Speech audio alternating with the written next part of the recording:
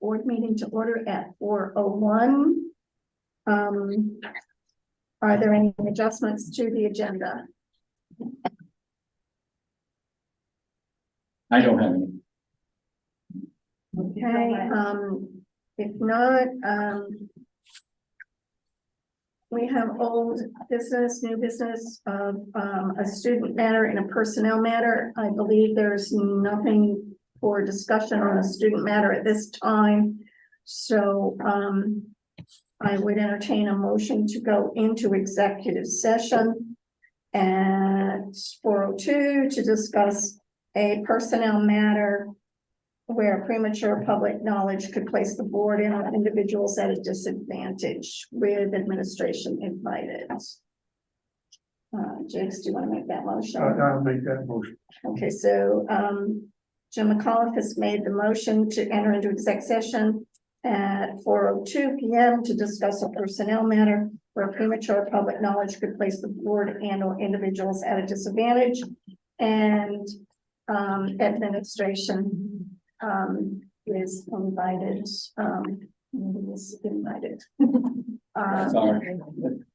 Sorry, maybe 10-15 minutes. We'll call it up, guys. Thank you. Chris, how do you I vote? vote yes. Caitlin? Yes. And Jim? Yes. And I vote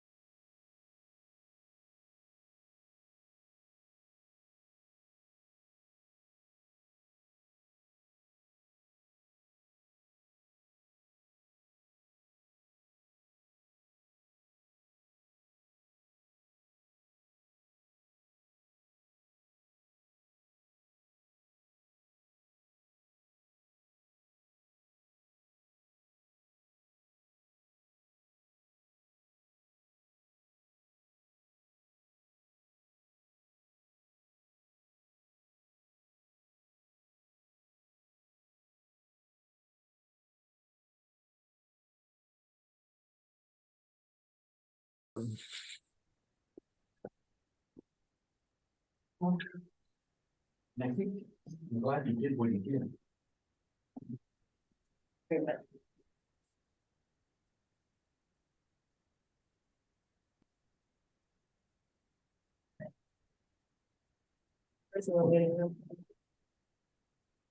And Laura's here. Okay. Okay, so the board is coming out of executive session at 4:12 with no action to be taken.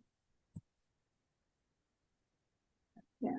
The next thing on the agenda is a discussion of the fiscal year 24 discussion for our proposed expenditure and revenue budgets. Okay. So, Jim, you're up. Well, I just want to just give you kind of an overview, and I'm looking on page 80.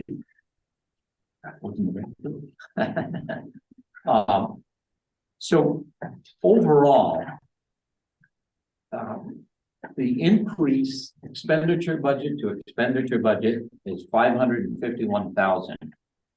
Now, when we take revenues, and when I say revenues, you know, the next sheet is page 79. The revenues that you have, we've got $350,000 of unreserved surplus monies that you had asked to put towards offsetting taxes. And the other thing is the tuitions.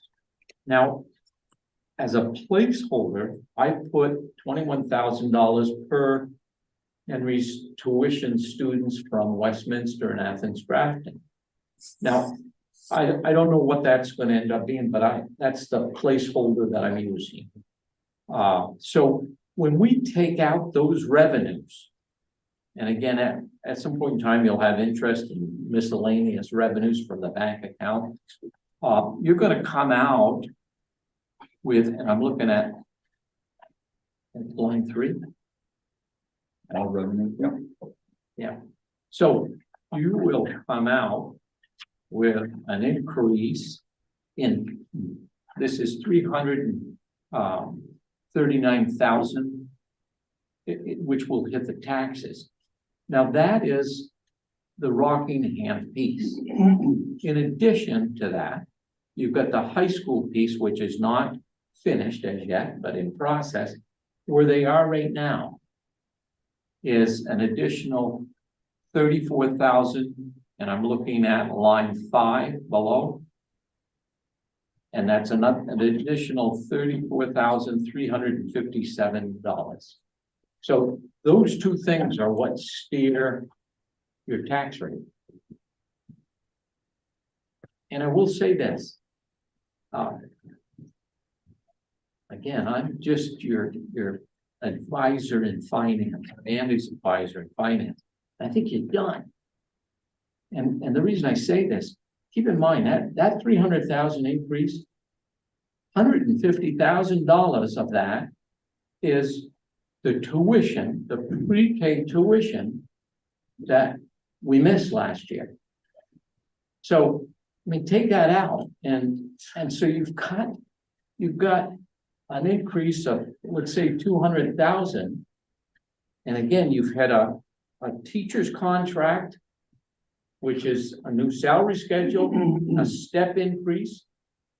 You've got support staff increase, and you've got a 12.7% increase in your health insurance. You know, and again, I do think you're operating as closely as you can right now. And again, I certainly hope that you're not going to turn in a different direction, you know, with the supplies or, you know, the other stuff. But I think that we've sifted through, and keep in mind, we've got in here your heating cost increase and all of the rest of the increases in the facilities.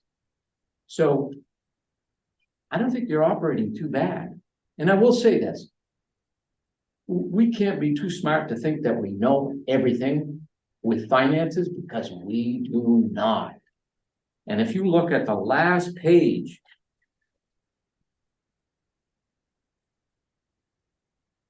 page 81, okay? So we got this on the 16th of December. Now, what this means is any federal monies that are expended for salaries in the district, that we're paying 26% towards a shortfall in the state retirement system. You know, what that means is as we expend ESSER, Title I monies, if we're spending $1 million, we're writing a check for $250,000 and sending it north to Montpelier. I mean, I think that's incredible. And I just will say this, one person, one Vermonter, I'm offended. Because Title I, as you know, it's a resource for supporting math, for supporting reading, and it's where you want to be. So I just will say, keep in mind, that's not calculated into your budget anywhere. The shortfall that we're going to have because of those positions, Andy's going to have to pull that rabbit out of his hat somewhere because it's not in your budgets. And I just will say this, in addition to that money, for every new teacher coming into the system, and again, every district, every school district in Vermont has new teachers coming in. 20 years from now, 50% probably will be new in relation to, 5 years ago.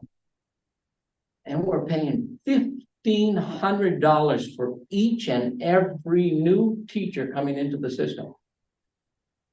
Now, at some point in time, 5 years, 10 years from now, you're going to be writing a check for $250,000 for those new teachers up to Montpelier. So I just want you to plug that into your calculation, that how close do you want to be? Because I think you're going to be operating pretty close. And I mean, it's just a fact of life here. What do you think, guys? Now, where are these numbers hitting? Well, I know the 1,500, we've got those in there. Those, well, I just want to say on the new teachers, they send us an invoice and we just got it. That money, and I classify it as OPEB, other pension benefits. And we had about 100,000 into your budget right now. This other money for that sheet is coming right against the federal monies that you receive and expend. So where it makes you short is if you've got 4 people. Yeah, you might have 3. You might have 3. But this is also, it says, teachers who become members on or after July 2015. Oh, yeah. So we've got a whole bunch. Yes. We've been doing this. All right. You got $100,000 worth. Yeah. Right now.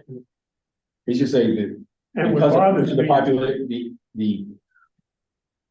the age of our teaching population and how long they've been with us, we're gonna see a migration of teachers out of our, they're gonna retire. Yep. And so therefore, we're gonna have even more new teachers coming in, which means that 100,000 that we're paying right now is going to increase Yep. in the next 5 to 10 years. So, And they perpetuated this, I know I'm in a room with teachers, but they perpetuated this, retiree medical benefit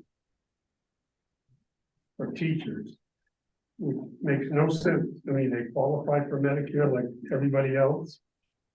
And, I think it's just, again, to just have these numbers hit the taxpayers. In addition to everything else, it's just criminal. And, unfortunately, the legislature doesn't do anything about it. No. And I will say this, they had an opportunity. Last year, they had $140 million they didn't know what to do with. They could have fixed a lot of it. Well, I mean, yeah. and on the other end, we're having conversations with the legislature about incentivizing, how do we bring teachers into our system and, you know, whether it's through loan forgiveness or housing issues or something like that. So it's like, yeah, like, Yeah. That is a big issue. Well, the other part of, you know, looking at our budgets here. When you look at the dollars of increase, not the dollars that we decreased in areas. The thing that just is startling is the health insurance cost. And again, I know the state has taken that over from the locals. And they're doing a wonderful job as far as taxpayers are concerned. Yeah, yeah. And you know, somebody ought to mention that to them too. That, you know, you need to do something about healthcare costs. And Jim, the first year that they went in this direction, they had the committee came around to various schools, and I said to them, I said, hey, how much you guys spend in addition, because it went with a state contract. And that number was an additional $25 million, no benefit.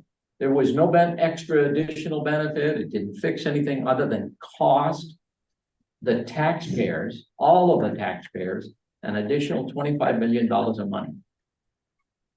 I think that's tragic in a small state like ours. Yeah. Jim, you said there's still some things too, though, that you're still adjusting. Yes. I mean, so there's still, I mean, this is pretty close, but we're Yep. still adjusting a little bit. Right, right. Okay. Now, what would we be adjusting at this stage? Well, Laura had a couple of items in her budget. They dealt with some software for regular education. And I think there was originally there was $8,000 in the budget. I should get 11,000. 11,000. Okay. Anyway, she is saying taking 4 out of it. 4 out of Yeah, that. because that one's a lot higher than the other schools. Way up, and because a lot of our software is being covered under. Well, that's right. I mean, these other, I mean, Laura's got that room full of books now, is too, and I don't know, I think we, you know, we certainly provided the computers for all the kids now. And you know, again, if this is a system-wide program for children or something, we cover it through the SU. If this is a one-off, I'm not so keen on one-offs. well, and that was the conversation I did have with principals, was there are certain ones that. And I'm just talking across all our 6 schools, so I'm not just like, you know, they have a building has historically used a certain type of software and it's kind of sometimes been thrown over into IT or not into IT in the various years that I've been here. And so we've said, if they are systematic programs that we are using across the SU, that all students are accessing, we're going to be migrated that to the SU. But that there were certain ones, I'm trying to think of one was the typing program, but Typing Pal. that not everyone uses. Yes. What was Typing Pal. typing now? Not every school uses it, like, so, you know, we need to start taking a real hard look at those different things, so. Yeah, and there obviously can be some things that are absolutely needed. And we just need to know that, but the only reason I was mentioning that was I was understanding that there were still some slight things that needed to be adjusted just a little bit. And I think what we did, just to clarify, so that is line 20 on page 54. And that $8,500 has been reduced $4,000. It's showing on 43, it's showing as 11,000 And on page 51, so maybe it just. 54, page 54, it shows Page 50, and that 11,000. may be all. That 11,000 is for all the 5735, which is software licenses. So that's the object sheet line that it has all of the software. That's supplies, right? No, Oh, no, that's, because software subscription is the 5735, and that's what we're given by the SU, right, for each school. I'm not exactly sure, exactly what other subscriptions, but it's, Laura's got her hand up, so.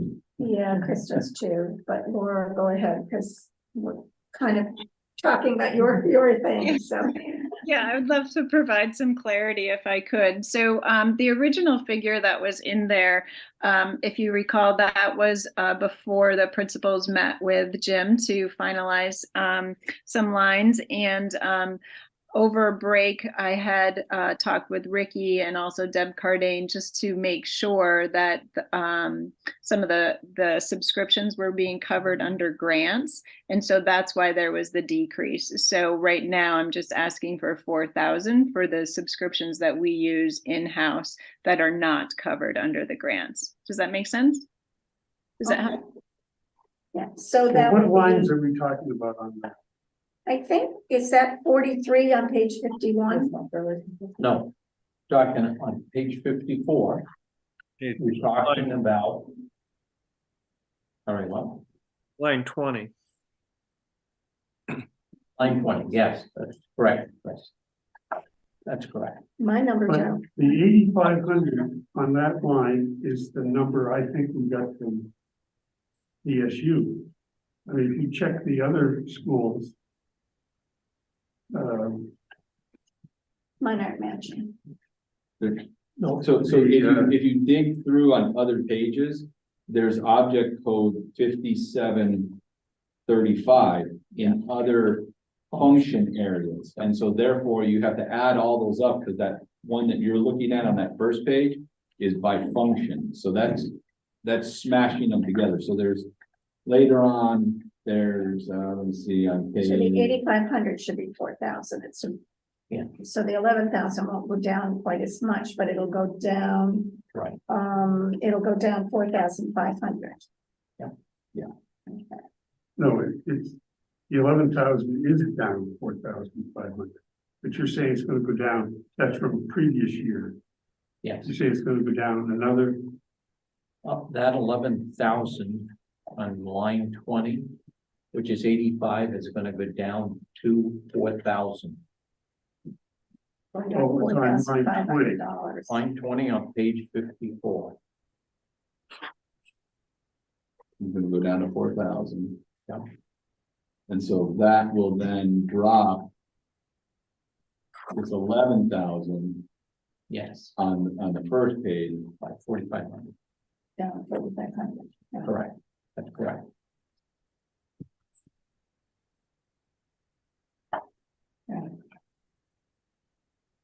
And maybe some, you said maybe a couple other things too, so, but we're getting really close. Yes, I think they are. Thank you, Laura. Chris, you had your hand up. Yeah. Excuse me. So going back to the audit, we presume we're going to have that soon, right? And in theory, we could actually apply if we're anticipating a surplus. We could apply some of that to next year as well, right? In the articles. Yes. So we could actually reduce the amount that's the tax increase down to 0 or something, whatever makes sense, but the 339 increase could be offset by applying part of a surplus. Right, when do In you- addition to what's already been applied by previous years. It's just the taxpayers have to vote yes on it. So you have to put that ahead in the budget article. You have to put that ahead of that, and then if it passes, then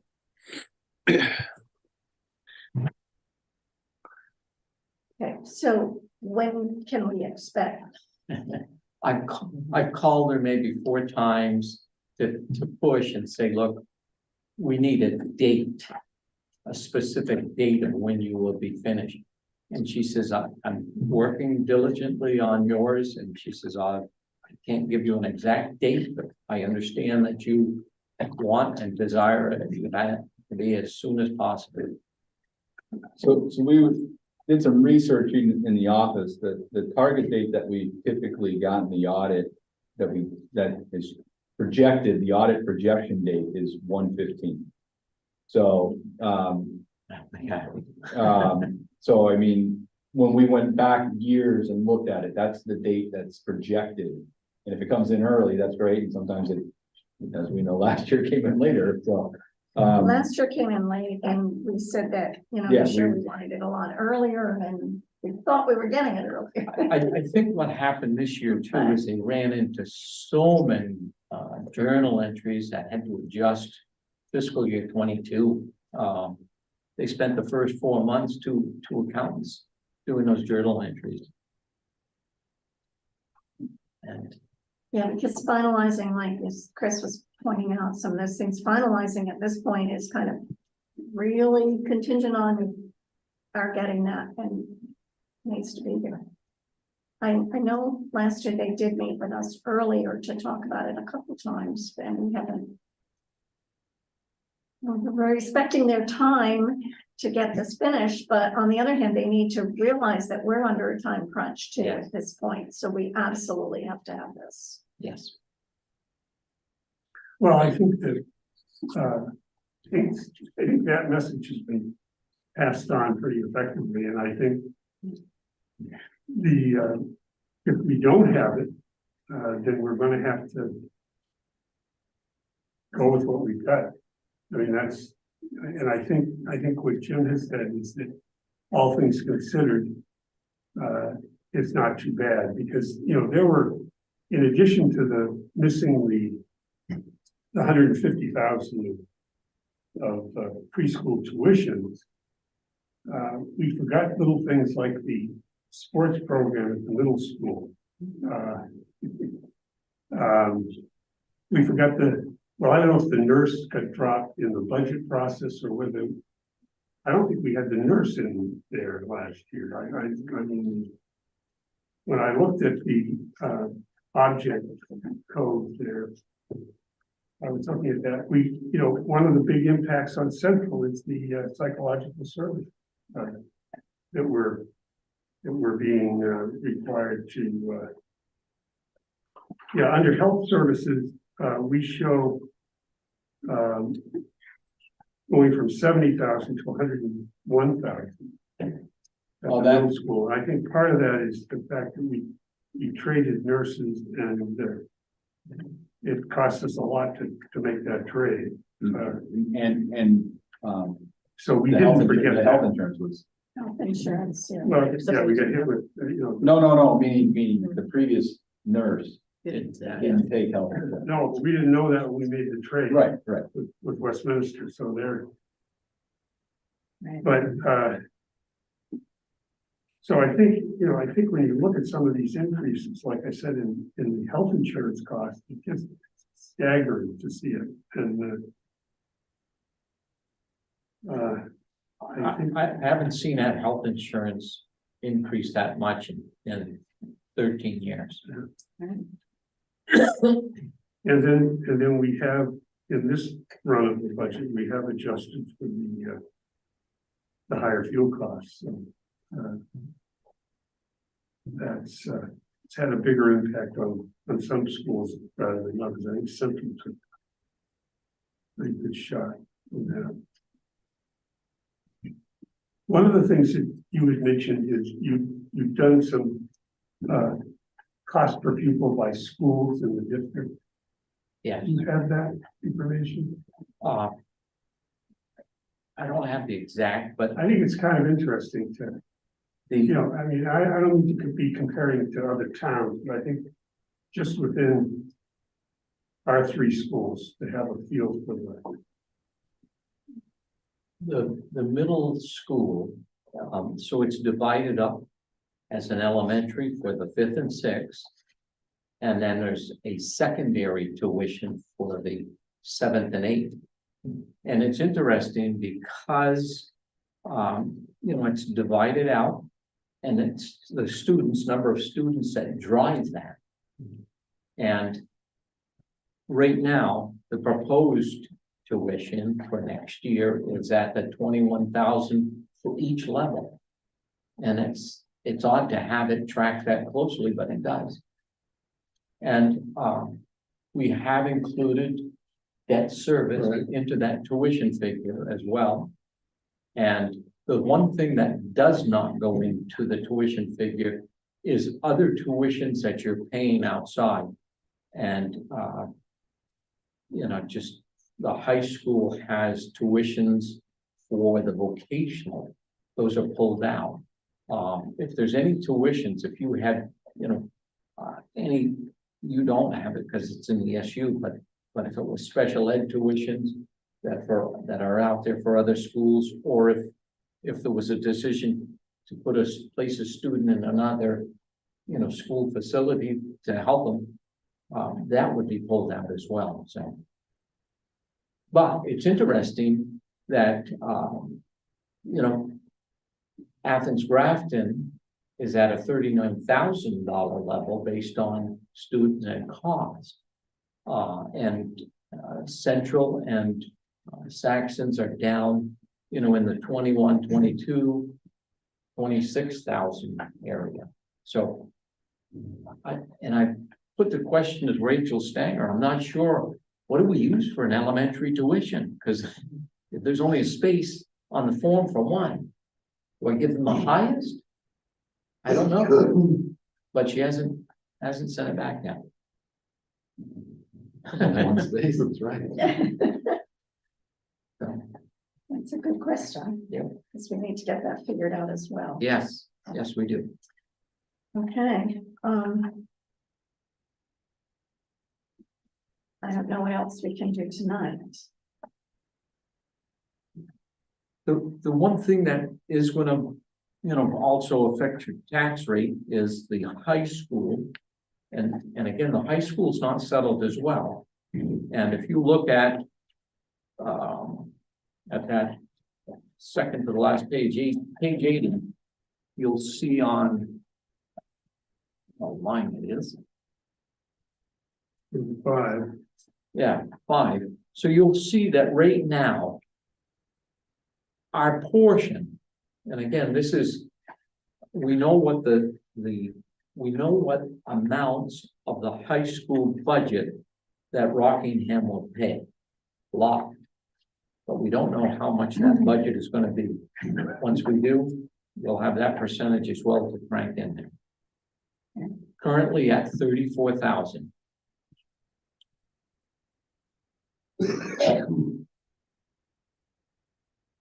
That's progress. Yeah. The two things that affect that tax rate greatly is the equalized pupils, and you're down 25 students. And again, what that does is it drives that tax rate up. And then the CLA, the common level of appraisal, which equates properties to be equalized throughout the state. And again, you're down 7.79%. And again, that drives the tax rate up. And I think people are stunned when they see the actual cost for that CLA. It's hard for me to relate to that number. Because at 92 last year, Yep. I thought that was low, given what was happening to, the real estate market. So it's, and, you're right. and now it's gone down lower. Yep, as most of the state has.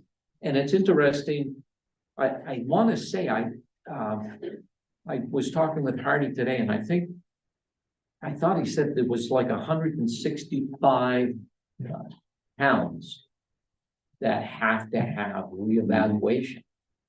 Now, sounds like a small number, but there's a small number of appraisal companies that come in and do reappraisals. I mean, you could be 3 years out before you get your reappraisal done. I just think it's gonna be an issue.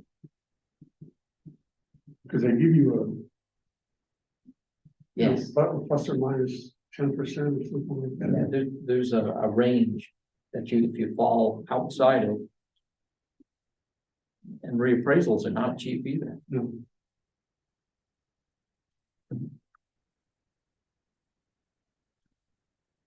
What line was that common level? That is line 9.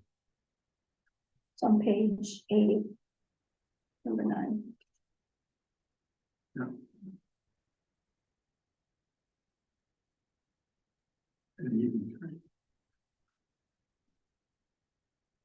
And our equalized pupils are down.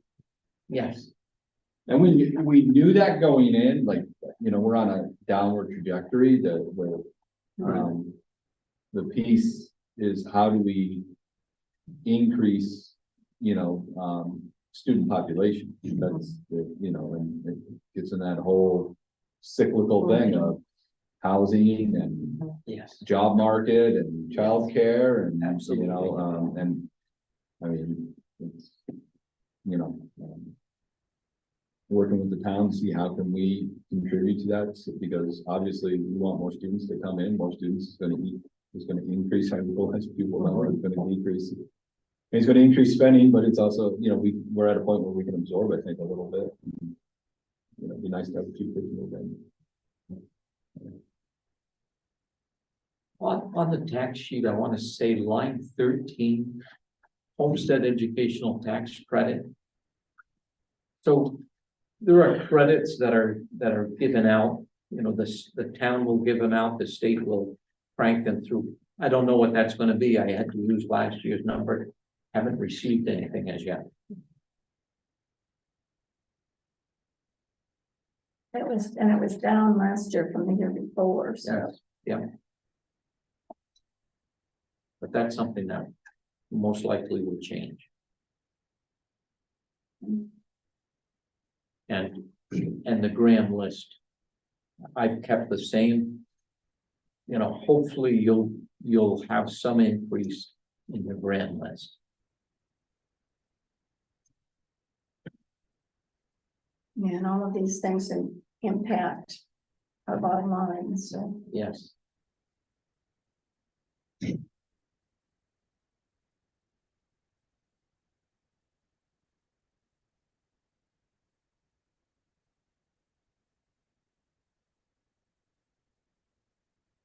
These are traditionally things that we get late to, fairly late and close to our deadlines, so. You're absolutely right. I mean, it's unfortunate because the yields, which we'll get probably in April, I mean, it's too late. It's not gonna help us even if it drops the tax rate. Yeah.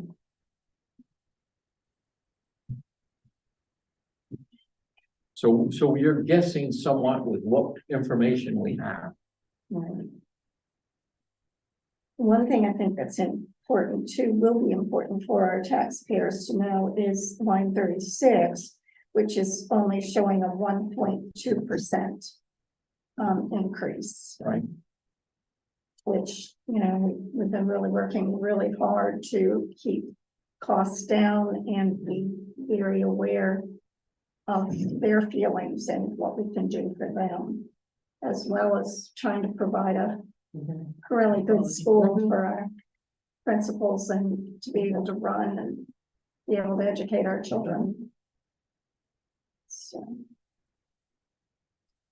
It's certainly an indicator that you're probably in a better position than many districts in Vermont, because as I said, they develop these yields and current tax rates based on what most people were increasing, and the increase that most people average was 8.5%.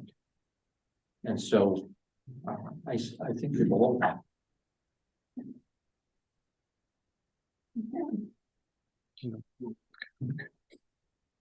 So is there anything else that we can do tonight to? Or do we need to wait for one more run of this and? See what we're. I don't see it changing much. And as I say, what you have to also plug in is the stuff that we don't know that could go against us. And it just, I think you're close. And that doesn't mean you can't set a figure, you know, where you think you want to be. But I think you're close to where you have that bottom line where you can say, well, you know, maybe we'll have a few bucks, maybe we'll be a few bucks short. I just think it's not an exact science. And you'll notice this year, there's no pennies that show up in your budget. Because You dropped it. yeah, this is not, I mean, this is a roadmap to where you want to be. And that's all it is. Sometimes it's a rough road. So.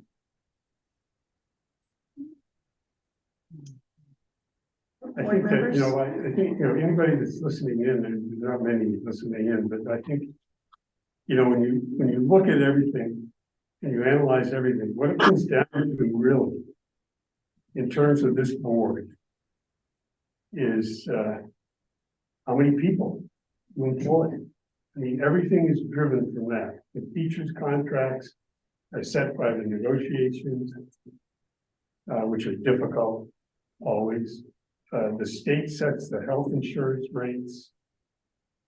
They set the reimbursement rates for our damaged kids or our struggling kids and stuff like that. So it's really and truly, it's providing a good education, an excellent education for our kids, and trying to do it with the fewest number of people possible and getting the job done. And you know, I think we've held the line. I think we have one. Well, no, we held the line basically. I think we had some. We dropped some people inadvertently. I think we've got everybody back in that's supposed to be in. Right. Yeah, there's no new personnel in this. No. I think the principals have been very frugal with the supply lines that they're looking at, and trying to keep it as level as possible. Yeah.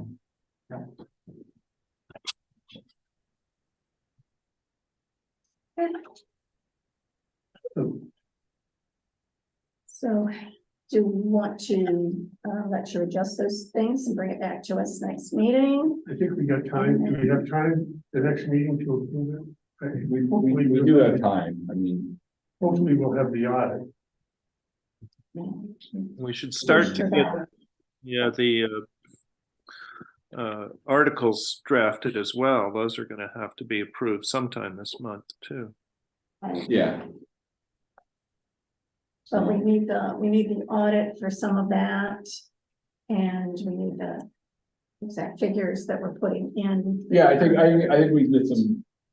We'll start working on some graphs without numbers in them, and just get them, you know, so you guys can look at them and be ready. So we're not spending a lot of time wordsmithing them, because I think that'll. My memory is last year we got stuff. And could you, for the next meeting, could you bring the how we've allocated prior year's surplus, Yes, both in terms of the capital reserve fund, and I think we set up another fund. Yeah. we put 100,000 aside for property, to purchase property Right. nearby and stuff like that, and And then the capital fund, and then of course, we went out 2 or 3 more years. Right, with- I have them all written down. I don't have them with me tonight, but I do have them all. But I think it'd be written down. helpful as we look at this Yeah. past year's surplus, versus how we allocated. We split it out for a ways because there was so much in that particular budget, and then our budget, I think this last year was much more conservative and much more on track, so, but we need to see what the bottom line is on that, so. Yes. And if we don't have the total audit, we still need to know, you know, what they are working with as far as the figures and that. And I will say this, one way, I hope to have the final number, but one way you can certainly look at it is if you say up to, you know, $182,000 to go towards tax reduction. And I mean, you can say up to, and it gives you the ability, if you only have 10,000, that's it. So it gives you some flexibility. So that's a good idea. Okay, And I think you'll have a preliminary number. Yes, we will. We'll have a preliminary. I think you have a fairly close estimate even right now, Yes. Jim, so I think. Yeah. You know, in our next meeting, if we don't have them, hopefully we have the official audit, Well, because I'll make a our call next tomorrow. meeting is right after Make the 15th, so if you're telling us it's been the 15th in the past, I think we should be able to kind of expect that. Sure. Tell them that's kind of our expectation. I'm gonna tell them We that he's appreciate on. all their work. This is Ron. Ron, I get on the line with Ron. With Sam, Oh. Samantha. Yeah. We appreciate the fact they've been working on it and working hard on it. Just if they Now, can provide information, that's wonderful. the SU survey. How does that get in? When we know the SU surplus, it will have to go in next year as a reduction. And I think you have to, I believe that you have to reduce the assessments. And I just don't, unless the SU board has some designation. I don't know what that would be, but They can't carry it, yeah, so it has to go back to the district. It goes back to this, will it affect this? not this annual year, meeting? not this annual meeting, but the following.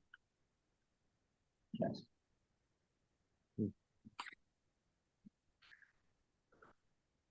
Okay, because they cannot carry anything over, so it has to come back to us and it has to come back to the next year. Right, And if it's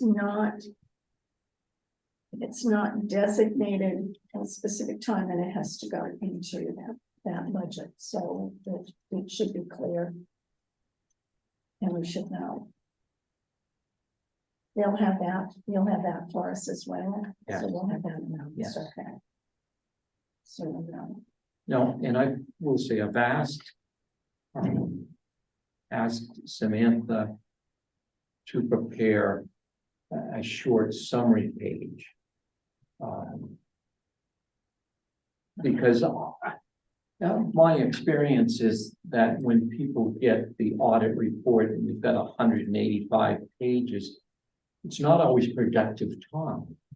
And again, I want to get to the right information and make sure that you, the board, have the right, correct information and facts to utilize. And I think sometimes a one pager showing what the balances are, what the fund balance is, and what the other funds that you have, what those are, is a little bit more pertinent for information. So I just will say, I mean, that doesn't stop you from going through the 185 pages, certainly, and reading through. there were several pages in there last year that were provided quick summaries that allowed us to look at those, and those were Yeah. very helpful. Yeah, but it's the way they do it. Okay. Okay, so I'm not seeing anything else that we can actually do tonight. Unless someone else. Unless any of the principals have anything else they want to comment. Okay, All right, then I guess I would entertain a motion to adjourn. Can we set the next meeting? Oh, I'm sorry, so the next meeting is set on your slate, didn't. We're looking at January 17th at 5:30. That would be our regular meeting. The only problem with that is that's a holiday then. No, the 16th is This the is- holiday. The 16th is the holiday, right, That's It's a Martin PD Luther day. King Jr. Day, so. on Sunday. No, no, Tuesday. Tuesday. Tuesday 17th. So That's Monday, not our Monday regular to, meeting. Monday to 16th. Our regular meeting would be the 16th, so what Right. that is That is the holiday. It was the 17th, okay. So it's a special meeting. So it's a special meeting, exactly. Thank you, Chris. Again, we would have a You can change special the time. meeting. Pardon? I said you can change the time too. Yeah. Everyone. Last Four time, o'clock. we want to change the time for next time as well. Would 4 o'clock work for everybody next time? Would that be better? That provides better travel time for Yes. Andy and Jim. I know, it's just tight for like Laura, but I mean, I think we can either squeeze her out a little, just because she's got dismissal and whatnot. It's just understanding that maybe she might be a little late or something like that. Yeah, that's okay. Or she can zoom in, so. And Does it Kate, interfere with after-school programs or anything like that? Does it interfere with any of your after-school programs at all? No, they're not this week. No, there'll be kids around, but basketball, nope, should be good. Okay. Is that okay with everyone? Laura, is that workable for you? Yep.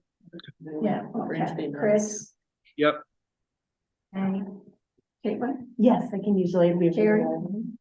Yeah. Okay. So 4 o'clock. Jim? Oh, yeah.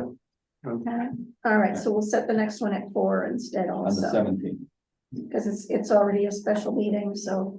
yeah, you'll need to, just a note, you'll need to get the agenda and the motions just right before that, because you're not supposed to be adjusting agendas for special meetings, so. And this one's kind of important because we're going to approve the budget and approve articles, so. Right. And it is important. And it's, it's kind of unusual for both of our meetings in January to end up on a holiday day, so accommodating principals and accommodating personnel is important, so I think that's something that definitely needs to. Okay, so the next meeting will be a special meeting on January 17th at 4 p.m. Okay, so I will adjourn the meeting unless there's any objection. Okay, so we're adjourned at 4:59. All right, drive safe. Bye.